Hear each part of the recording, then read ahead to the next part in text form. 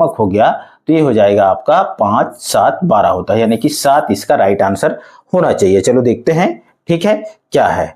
Option number B सही है या गलत है, ये जो आंसर आया है सही है कि गलत है, ये हम चेक कर लेते हैं। ठीक है, आंसर देख लेते हैं। ऑप्शन नंबर बी इसका बिल्कुल सही जवाब है। ठीक है, अब अगला प्रश्न देखते हैं। अगला प्रश्न क्या है, देखिए, एक त्रिभुज के सभी कोणों का योग कितना होता है। ये कॉमन सेंस वाली बात है ना। आप मतलब तीसरी से आप 10वीं तक जो गणित पढ़ रहे हैं उसको तो बिल्कुल याद होना चाहिए, है ना। एक त्रिभुज के सभी कोणों का योग कितना होता है, कितना होता है, आपको एकदम फट से जवाब देना चाहिए। ठीक है, तो त्रिभुज के तीनों कोणों का योग होता है ऑप्शन नंबर बी 180 अंश होता है।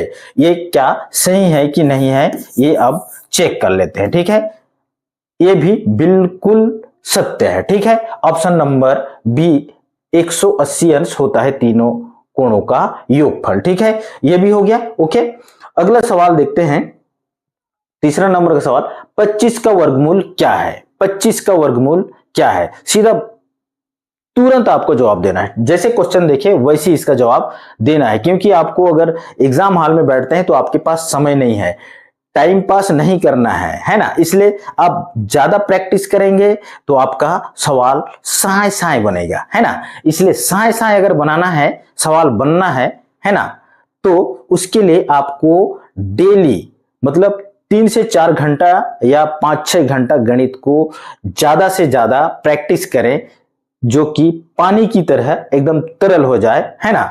तो इस तरह से सवाल को आपको हल करना है साए साए। तो 25 का वर्गमूल होता है 5। ऑप्शन नंबर सी इसका राइट आंसर है। ठीक है, देखते हैं जवाब सही है क्या है।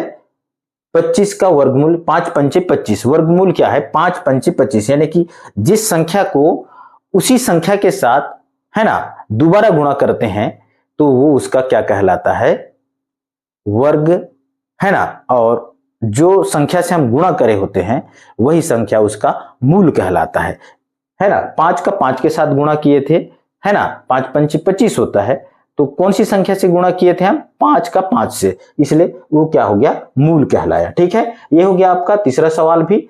चौथा सवाल देखिए, यदि एक वृत्त की त्रिज्या 7 सेंटीमीटर है ना, वृत्त की त्रिज्या, है ना, वृत्त की त्रिज्या कितना है, 7 सेंटीमीटर है, तो उसका व्यास कितना होगा, व्यास कितना होगा। ठीक है, देखिए वृत्त कैसे होता है, वृत्त होता है गोलाकार, है ना। ये वृत्त है मान के चलो, ठीक है, ये उसका क्या है, केंद्र है। ओके, और इसका जो ये त्रिज्या है ना, ये त्रिज्या का मान कितना दिया हुआ है, 7